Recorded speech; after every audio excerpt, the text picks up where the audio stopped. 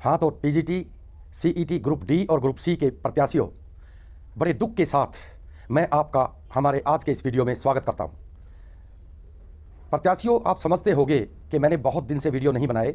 बस 2 वीडियो मैंने अभी जस्ट कल और परसों मैंने डाले थे, आज और कल मैंने डाले थे। उसमें मैंने जो कहा वो आपने देखा भी अच्छी तरह से कि उसकी एक एक बात स्टिक रही है, बिल्कुल खरी रही है, उसमें कोई भी फर्क नहीं रहा। देखिए, अड़ियल रवैया चाहे मैं अपनाऊं चाहे आप अपनाएं, वो रवैया अच्छा नहीं होता और वो हमारे फायदे में भी नहीं होता। अंत में हमें पछताना ही पड़ता है।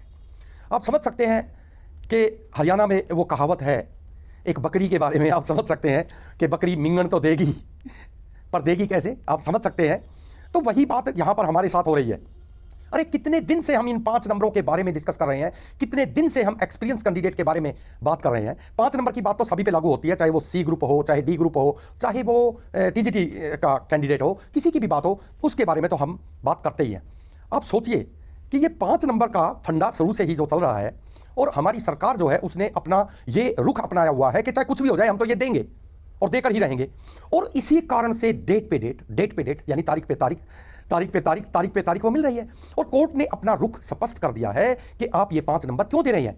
और आज की बहस में भी ये बात हुई कि आप ये बताइए कि आज ये 5 नंबर आप क्यों दे रहे हैं।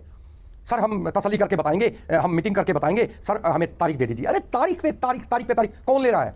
हम कोर्ट को दोषी ठहराते हैं, अरे वो संवैधानिक सिस्टम से चलती है। कोर्ट कभी भी अड़ियल रुख नहीं अपना सकती। अड़ियल रुख या तो आप अपना सकते हैं या मैं अपना सकता हूं, क्योंकि हम आम आदमी हैं। और मैं सरकार को भी कह सकता हूं, वो भी इसी में आती है।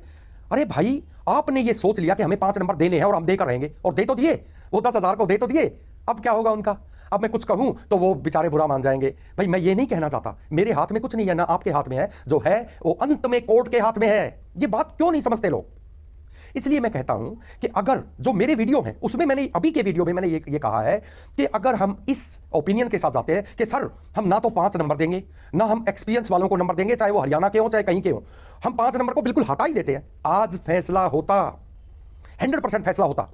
अब देखिए, जेई वालों पर रोक लगा दी, जेई वालों पर कह दिया इनका रिजल्ट आप नहीं निकाल सकते। लेकिन आप ये देखिए, आज भी अगर जो गवर्नमेंट वकील हैं, जो एडवोकेट हैं, सरकारी वकील हैं, प्राइवेट वकील हैं, उनसे भी सलाह मशवरा चल करके सरकार ये कर सकती है कि कोर्ट किन बातों पे हमसे अड़ी हुई है, वो है 5 नंबर, सभी तरह के 5 नंबर, और एक्सपीरियंस वाले 5 नंबर हटा दीजिए, टीजीटी का रिजल्ट फाइनल, और 5 नंबर सोशो इकोनॉमिक के हटा दीजिए, सी और डी का रिजल्ट फाइनल।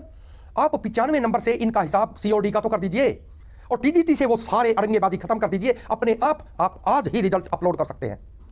लेकिन नहीं, लेकिन अंत तक सरकार ये कोशिश कर रही है कि 5 नंबर वालों को हम ले लें, लेकिन ये अंतिम है। मैं आपको बता देता हूं, आपको चिंता करने की जरूरत नहीं है।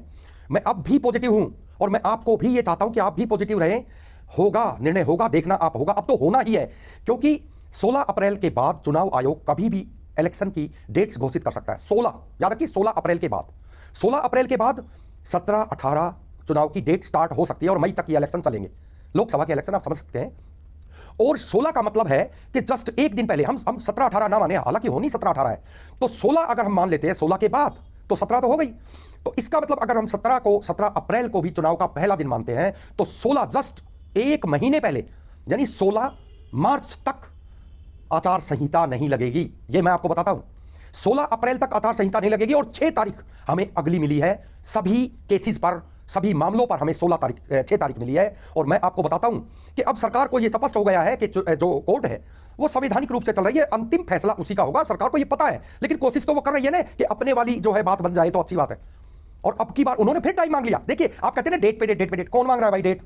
अब की बार जब आपको पता था कि सरकार का, कोर्ट का रवैया जो है वो 5 नंबर के प्रति क्या है, तो आप विदाउट 5 नंबर वहां जाते ना, उसी पूंछड़ी को लेकर आप बार बार वहां पर घुमाने लग जाते हैं। वो ना तो होना ही है, फिर आप तारीख मांगेंगे।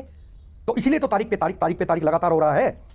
चिंता मत करें, अब की बार 6 तारीख जो पड़ी है, इसके ऊपर ये सारे फैसले होंगे। देखिए, आप ये कहते हैं कि सभी यूट्यूबर ऐसे बोलते हैं, भाई मैं नहीं बोलता, मैं सीधी स्पष्ट बात करता हूं। मैं आपके फेवरेबल बात आप बोल रहा हूं कि आगे होगा क्या। अगर 6 को नहीं हुआ तो अगली तारीख जो पड़ेगी वो 8 पड़ेगी क्या।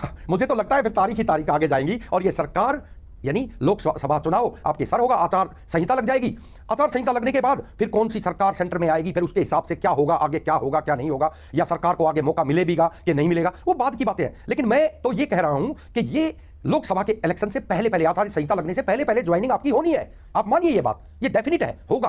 क्योंकि 6 तारीख को ये जाएंगे बिल्कुल हाथ खड़े करके और ये कहेंगे ना तो हमें 5 नंबर देने हैं किसी को सर, और ना हम एक्सपीरियंस का देंगे किसी को सर। तो टीजीटी का फैसला हो गया और साथ में ग्रुप डी का भी फैसला हो गया। और सी के बारे में आप जानती है, सी में तो आज कोर्ट ने कह दिया कि बैक डोर से एंट्री है, डायरेक्ट 5 नंबर देना, बैक डोर से आप एंट्री दे रहे हैं ऐसे लोगों को जो एलिजिबल नहीं है। तो आप क्यों देना चाहते हैं नंबर? पंजाब ने उल्टे ले लिए, राजस्थान ने उल्टे ले लिए, बहुत स्टेट्स ने उल्टे ले लिए, आप ये नंबर क्यों देना चाहते हैं? तो एचएसएससी ने के वकील ने कहा कि हम तो जो है सर थोड़ा सा राय सलाह मशवरा करके आपको बताएंगे, नेक्स्ट डेट दे दीजिए। अरे नेक्स्ट डेट किसने मांगी? कैंडिडेट्स ने नेक्स्ट डेट मांगी है। नेक्स्ट डेट इन्हीं ने मांगी है क्योंकि इनके दिमाग में ये फितूर घुसा हुआ है कि हम 5 नंबर देंगे। अरे भाई, ये लोकतांत्रिक देश है, इसमें संविधान से सरकारें चलती हैं, संविधान से देश चलता है।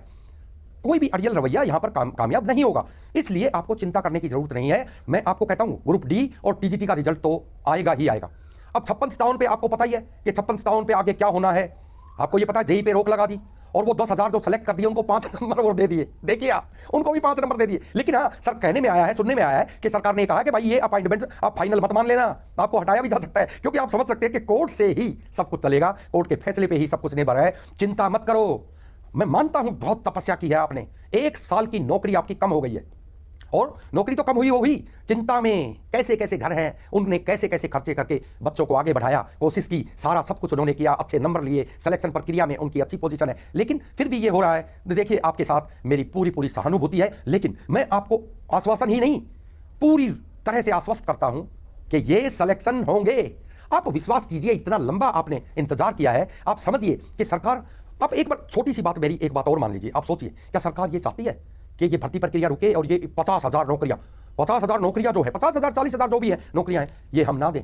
तो इससे सरकार को फायदा क्या है? सरकार ये चाहती है कि क्या पता अगले इलेक्शन में हम हार जाएं, और अगले इलेक्शन में हम हार जाएं और उसका कारण यही बने, इसलिए हम जल्द से जल्द इस प्रक्रिया को पूरी करें। और अब की बार उनको पता है कि कोर्ट जो है वो अपने रुख पर कायम है, संवैधानिक रूप से, कानूनी रूप से जो संवैधानिक फंडा है उसी के तहत कोर्ट अपना काम कर रही है, तो सरकार भी अब उसी के मुताबिक चलेगी और कोर्ट की बात को मानेगी। जो अड़ंगा यानी जो अड़चने कोर्ट ने रखी हैं कि ये क्यों है, ये क्यों है, अब की बार ये वकील, एचएसएससी और सरकार पूरी तैयारी के साथ उनको छोड़कर जाएगी।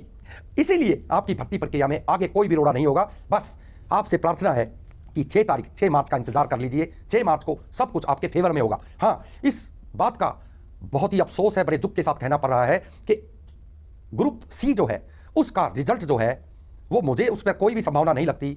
ये जो है सारा सिस्टम जो है कैंसिल होने की ज़्यादा संभावना है। क्यों? क्योंकि देखिए सिस्टम तो कहीं नहीं हुआ। वो 41 नंबर वाला क्या हुआ, उसमें भी कोर्ट के आप सवाल का जवाब नहीं दे सकते, और आगे फिर आपने मेन और ले लिया तो ये भी गलत हो गया। तो वो तो मेरे ख्याल से सारा कैंसिल होना है, और इसमें कोई भी बच्चा जो है, कोई भी प्रत्याशी बुरा मत माने। देखिए मैं तो अपने ओपिनियन आपके सामने रख रहा हूँ, पिछले वीडियो में भी मैंने बहुत सी बातें आपको बता दी थी।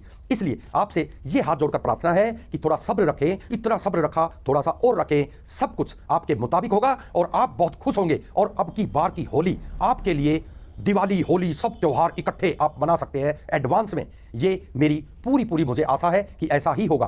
तो नेक्स्ट वीडियो में जल्द ही मिलते हैं, तब तक के लिए टाटा, बाय बाय, धन्यवाद।